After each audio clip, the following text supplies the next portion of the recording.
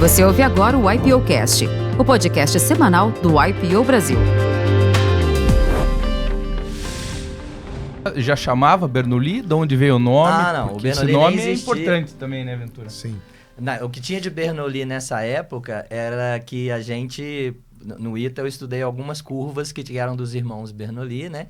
E eu vi algumas equações também na aerodinâmica e tudo, que eram dos Bernoulli, né? Que eles se envolveram em curvas matemáticas. Cientistas franceses. Cientistas de origem entre outras origens francesas, né? Então, o que eu tinha de contato era isso até então. Mas o que aconteceu foi que depois que eu me formei no ITA, eu trabalhei, primeiramente, eu acabei não trabalhando na área, eu acabei falando, poxa, acho que eu vou... Engenheiro tem muito disso, né? Acabei trabalhando um tempo na Value Partners, que era uma dissidência da McKinsey, uma consultoria de alta gestão. Fiquei um pouquinho lá, depois a Procter & Gamble, P&G, né, me procura, eu passei no processo da P&G. Mas só um parênteses aí, a Value Partners, por exemplo, eu imagino que essas empresas vão recrutar no ITA, né? Vão. Foi fruto disso que você foi para lá? Foi. Entendi. Tanto a P&G quanto a Value Partners fizeram processos no ITA, eu fiz processo para as duas. O processo da Value Partners saiu o resultado primeiro, e eu comecei, fiquei um tempo lá. Depois de um tempo já tinha surgido uma vaga na P&G, eles me chamaram. E eu trabalhei na P&G, na área comercial da P&G. Eu falei, acho que eu gosto de conversar, eu gosto de falar. A área comercial, acho que eu vou gostar. E quis experimentar a área comercial da P&G. E fui para lá. E fiquei uns 2 anos, até o meados de 99. Até que o meu irmão tinha formado há pouco tempo e falou assim, a gente sempre deu aula, a gente sempre, né, foi professor de cursinho. A gente adora estudar, adora aprender. Vamos montar um cursinho que seja o melhor cursinho do Brasil. Eu falei, então vamos, né? Pedi demissão da companhia, recebi o meu acertozinho de demissionário lá, né? Olha. E cada um de nós... Aí tem um outro amigo de faculdade, que é o baiano, que é o Paulo, que tem também uma história de aulas particulares, era um bolsista de escola particular, mas por mérito, não porque conseguia pagar as mensalidades, era bolsista, né? E que com 16 anos passou no ITA e passou em Medicina na Federal da Bahia. O Paulo é prodígio, né? Entrou muito jovem na faculdade. E o Paulo também era professor de cursinhos e tudo, na época também tinha dado aulas em cursinhos. E aí nós 3 decidimos, meu irmão falou, o Paulo também vai ser nosso sócio e tal, e a gente resolveu montar um cursinho também. Cursinho de Dream Team. Tinha um outro sócio na época também, que depois acabou não continuando, mas juntou esse cursinho aí. E a gente zero experiência. Aí 10 mil reais cada um na época, assim, a gente se endividou na pessoa física.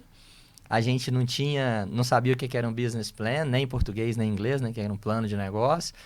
A gente não sabia como é que abrir uma empresa, a gente não sabia... A minha experiência empreendedora era na feira, com meu pai há 200 anos atrás, né?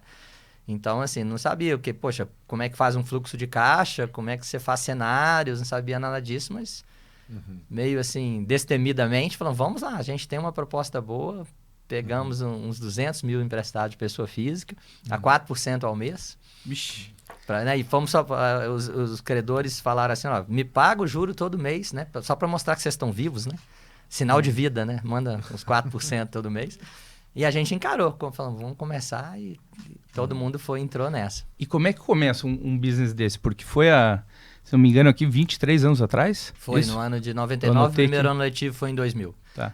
Gente... Aí eu fazia a primeira turma, alugar uma sala... Definir o posicionamento, o que era o cursinho? Para ser o melhor cursinho do Brasil. Qual que seria... Por que ele seria o melhor, né? Ele falou, cara, quem estuda aqui quer estudar muito, quer estudar, ainda mais no cursinho, que assim... Acho que quando você fala no colégio, se tem uma dúvida, é uma corrida grande de fundo, no colégio você fala, vou estudar muito, vou estudar pouco, você vai ficar muitos anos da sua vida ali. Mas o cursinho você está no compasso de espera, você está ali para uma única coisa. Você poderia já estar na faculdade, você não está, porque você ainda não conseguiu. Então era mais simples ter, aqui é para você passar nas coisas mais difíceis que aparecerem na sua frente.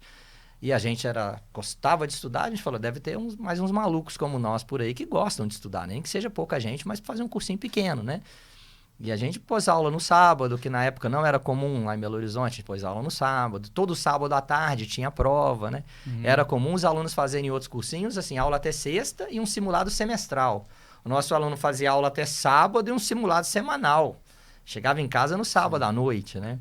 Eu lembro até hoje de um outdoor nosso, que era uma laranja toda chupada. E aí o cara olhava pro outdoor, imagina um bagaço de uma laranja, assim, parece um caminhão passou nela, né? E falava assim, você sai desse jeito, mas sente o gosto da vitória. Então a gente tinha uma mensagem muito... de marketing já, hein? Comunicação de impacto. O business plan não tinha, mas o marketing era bom já. Era forte. E realmente, a gente fazia de tudo no cursinho. A gente tirava dúvida dos alunos, a gente dava aula de matemática e de física. A gente tinha muito claro, assim, o que a gente achava que um bom cursinho tinha que ter. Né? Como bons alunos, a gente falou, vamos fazer um cursinho como se fosse para nós. E né? vocês focavam em algumas faculdades já ou estava em aberto? Tinha a ITA, FGV, outras? A gente tinha uma turma preparatória para o ITA que a gente falou, cara, a gente tem que ter uma turma para o ITA porque nós somos egressos, nós somos iteanos, nós temos que ter uma turma do ITA.